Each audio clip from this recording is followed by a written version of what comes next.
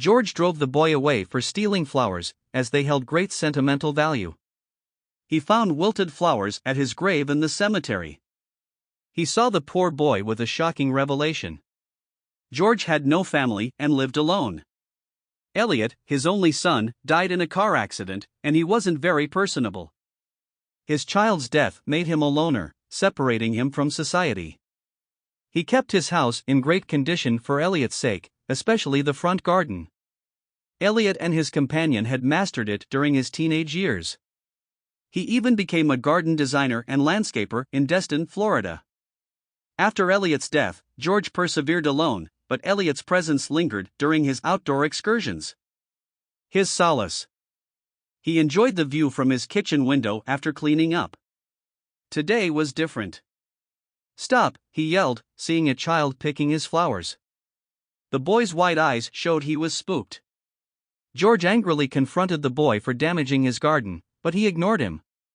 He rushed away with a handful of flowers, and George was unable to catch him. "Leave or police will be called." The boy took few flowers without causing damage. Relieved.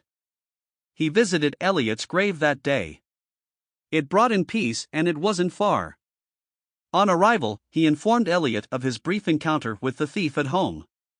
"Son, he was stealing from our garden." "Reminded me of you," said George, wistfully. "You loved gardening and flowers. You chose to make homes beautiful over being a botanist. I miss you, kid," George said, his emotions overwhelming him as he spoke to his deceased son. Elliot died in his 30s.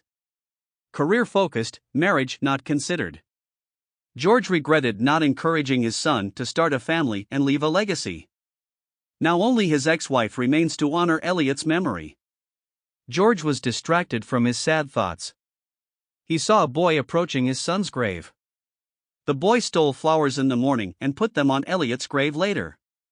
He ignored George until he spoke. "Hey! You," the boy looked up, surprised. He muttered "oh," and almost turned to run, but George caught his sleeve.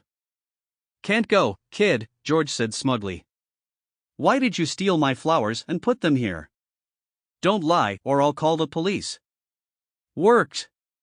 The boy hesitated due to fear of George. "My dad, sir." George's delayed reaction spoke volumes. "Can't be done, kid.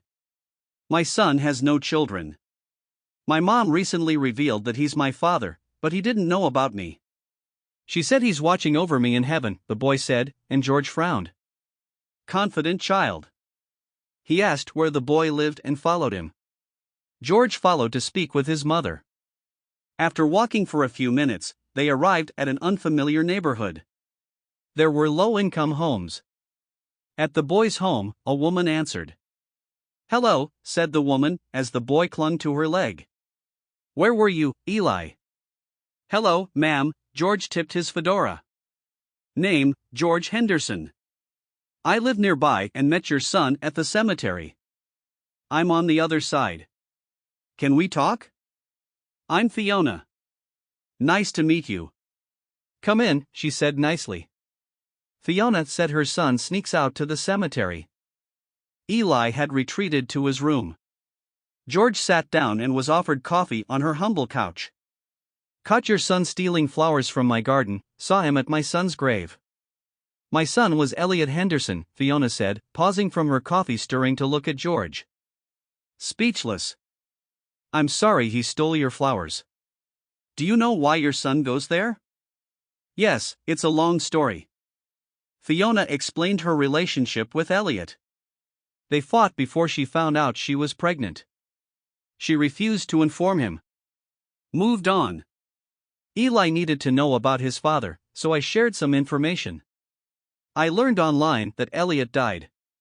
Condolences. Did you find his family and introduce your son? George asked, upset. No, sir, I'm a single mother and we don't have much, but we get by, Fiona apologized. I should have, George agreed. George told Fiona to call him if they needed anything before he left, since he wasn't far. He desired more for his grandson, he wanted him to have it all. George had to adjust to being around others. He grew to love Eli and Fiona deeply. If Elliot knew she was pregnant, he would have stepped up. George did his best for his new family.